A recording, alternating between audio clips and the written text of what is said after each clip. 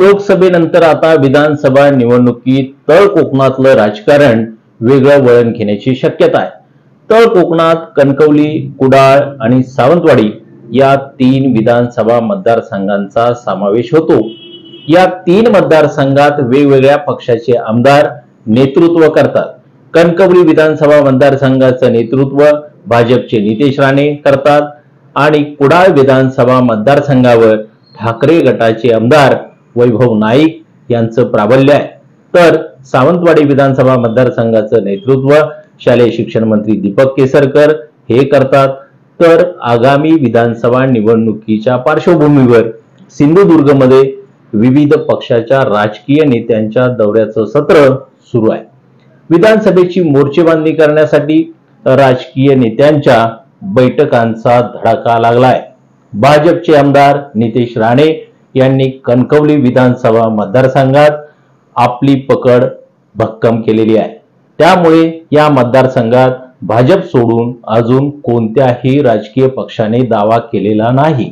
त्यामुळे आमदार नितेश राणे यांच्या समोर प्रतिस्पर्धी उमेदवार कोण हे आता तरी प्रश्नचिन्ह आहे।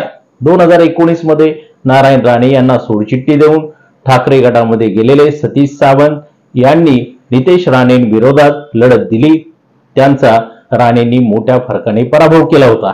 यातच कणकवली मतदारसंघातून नितेश राणेंनी लोकसभेच्या निवडणुकीत नारायण राणे यांना 42,000चं मताधिक्य मिळवून दिलेलं आहे।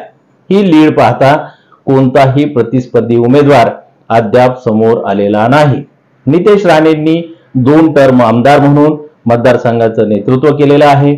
यंदाच्या विधानसभेच्या पार्श्वभूमीवर राज्यात महाविकास आघाडी एकत्रितपणे निवडणूक लढवणार आहे। त्यामुळे कणकवली विधानसभा मतदारसंघावर काँग्रेस दावा करण्याची शक्यता आहे। कुडाळ मालवण विधानसभा मतदारसंघामध्ये ठाकरे गटाचे आमदार वैभव नाईक यांचं प्राबल्य आहे। 2019 मध्ये नारायण राणे यांचे शिलेदार रणजित देसाई या मतदारसंघातून उभे होते। त्यांचा पराभव करत वैभव नाईक विधानसभेत निवडून गेले। तर नाईकांनी सलग 2 वेळा या मतदारसंघाचं नेतृत्व केलेलं आहे। मात्र 2024 मध्ये वैभव नाईक यांच्या समोर नवी आव्हानं उभी राहिली आहेत। या मतदारसंघामध्ये भाजपचे नेते आणि माजी खासदार निलेश राणे यांनी 1 वर्षापासून कामाचा जोरदार धडाका लावलाय। एवढंच नाही तर या मतदारसंघातून नाईकांना जोरदार धक्का देत नारायण राणे यांनी 26,236 इतकं मताधिक्य मिळवलं होतं। 2019च्या विधानसभा निवडणुकीत वैभव नाईक हे 14,349 मताधिक्याने विजयी झाले होते। परंतु यंदा आव्हानं उभी ठाकल्याने वैभव नाईक यांच्यावर पराभवाची टांगती तलवार आहे। त्याचप्रमाणे माजी मंत्री खासदार निलेश राणे यांना कुडाळ मालवण विधानसभा मतदारसंघातून विजयाची खात्री असली तर भाजपकडून निलेश राणे यांना उमेदवारी मिळण्याची शक्यता आहे अशी चर्चा सुरू आहे। सावंतवाडी विधानसभा मतदारसंघात मंत्री दीपक केसरकर यांचं वर्चस्व आहे। दीपक केसरकर यांनी सलग 3 टर्म या मतदारसंघाचं नेतृत्व केलेलं आहे। शिवसेनेत फूट पडण्याआधी ते निवडून आले होते। त्यानंतर उद्धव ठाकरे यांच्याशी फारकत घेत शिंदे गटामध्ये सामील झाले। त्यानंतर ठाकरे आणि शिंदे यांच्या राजकीय नाट्यानंतर पहिल्यांदाच लोकसभा निवडणूक लागली आणि लोकसभेचे उमेदवार असलेले आणि भाजपचे नेते नारायण राणे यांना सावंतवाडी विधानसभा मतदारसंघातून 37,000चं मताधिक्य मिळवून दिलं। त्यामुळे विधानसभेत हा आकडा कायम ठेवल्यास आमदारकी दीपक केसरकर यांच्या पदरात पडू शकते। या मतदारसंघात महायुतीचे मित्रपक्ष असलेले भाजपचे माजी आमदार राजन तेली यांचा देखील दावा आहे।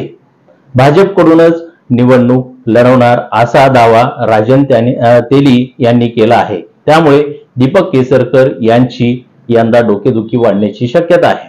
तर राष्ट्रवादी शरद पवार गटाच्या अर्चना घारे देखील गेल्या 1 वर्षापासून या मतदारसंघामध्ये तयारी करत आहेत। तर सावंतवाडी विधानसभा मतदारसंघातील ग्रामीण भागामध्ये अर्चना घारे यांनी आपलं प्राबल्य वाढवलं आहे। त्यामुळे शरद पवार गटाकडून अर्चना घारे यांना उमेदवारी फायनल असल्याचे बोललं जात आहे। या संपूर्ण पार्श्वभूमीवर कोकणात विधानसभेचा राजकीय शिमगा पाहायला मिळणार आहे। तर आपल्याला काय वाटतं की सिंधुदुर्ग जिल्ह्यामध्ये किंवा सिंधुदुर्ग मध्ये असणाऱ्या विधानसभा मतदारसंघावरती कोणत्या पक्षाचं प्राबल्य राहू शकतं ते कमेंट करून जरूर सांगा।